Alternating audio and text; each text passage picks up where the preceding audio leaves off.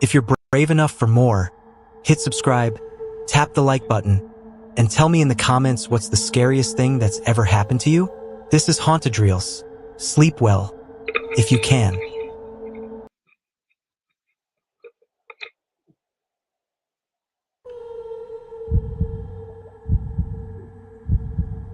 Some stories are just that, stories. But tonight, these are true. Or at least the people who told them swear they are. Some came from dark forests, some from empty city streets, and some from the very rooms you think are safe. Stay with me, I dare you, because by the end, you'll question every sound you hear tonight. This is 5 terrifying true stories that will keep you awake tonight. Turn off the lights, put on your headphones, and let's begin.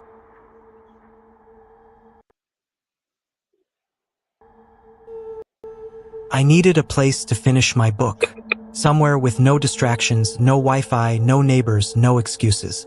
So when I found Cabin 13 on a rental site, I didn't care that it looked. I wonder why. Last year we pitched our tents, lit a fire, told stupid ghost stories.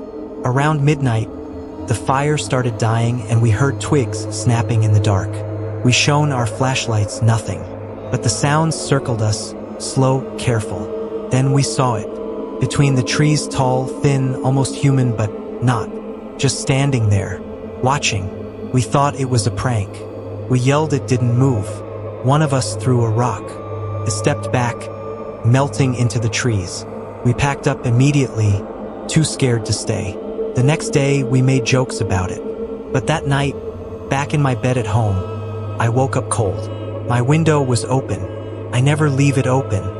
In the yard, under the streetlight, I saw it. The same figure. Still, watching my house. I shut the window, locked it. It didn't come closer. But for weeks after, I'd see it down the street, by the bus stop, across from my work. Then one day gone. Never saw it again. But I can't camp anymore. What if it's waiting? In the trees. Sometimes they find you in the woods. Sometimes you find them in places you trust the most.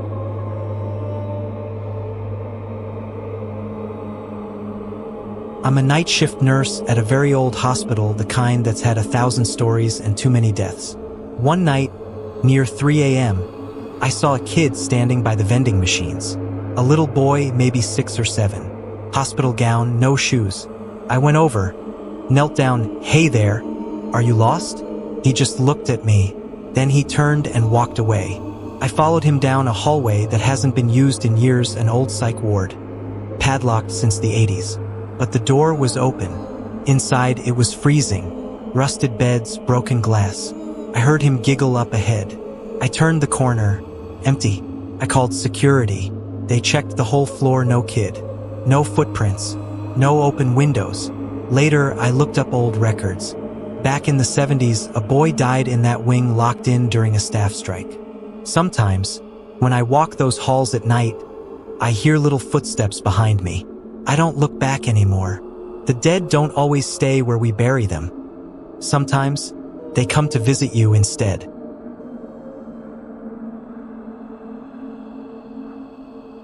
We moved to the suburbs for peace and quiet. Just me, my wife, our daughter.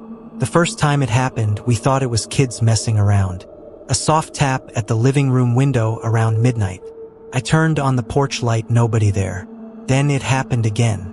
And again. Same time every night. I set up a motion camera facing the backyard. The next morning, I checked the footage. My stomach dropped. Around 12:03 a.m., a pale face appeared at the window. Gaunt, hollow eyes, staring right in. It stayed there for 5 minutes. No movement except for its mouth. It was whispering something. We called the police. They found nothing. But every night, the tapping came back. One night, I waited by the window with a bat. When the tapping started, I yanked the curtains open. Nothing. No face. No footprints in the wet grass. But the window had a handprint. Long fingers. Too long. We moved. We thought we'd escaped it. But last week, my daughter came to our room at 12:03 a.m. She whispered, "Daddy, the window man is back." 5 stories, 5 sleepless nights, Which one will you dream about tonight?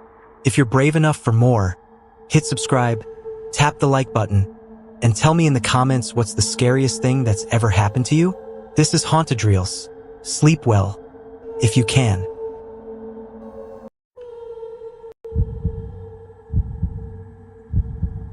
Some stories are just that, stories. But tonight, these are true. Or at least the people who told them swear they are. Some came from dark forests, some from empty city streets, and some from the very rooms you think are safe. Stay with me, I dare you, because by the end, you'll question every sound you hear tonight. This is 5 terrifying true stories that will keep you awake tonight. Turn off the lights, put on your headphones, and let's begin. I needed a place to finish my book. Somewhere with no distractions, no Wi-Fi, no neighbors, no excuses. So when I found Cabin 13 on a rental site, I didn't care that it looked old. The first night was quiet. The second night, though, I was halfway through a chapter when I heard it. A faint whisper. I froze, listened. Nothing. Just the wind scratching the window. But it came back, clearer, like someone under the floor. I laughed it off, maybe a mouse. But it kept happening. Every night, the whispers grew louder. They never formed words, just this dry, rasping sound, like lips brushing against wood. By the 4th night, I couldn't sleep. I grabbed my flashlight and pried open the old hatch in the floor. Beneath was a crawl space colder than outside. I crawled in. The whispering stopped. At the far end, I saw a small, rotted box. Inside were brittle papers, pages ripped from a journal. They belonged to the last tenant, I guess. The last line says, "They told me secrets. They won't let me leave." I dropped the pages. That's when I heard it right behind me. A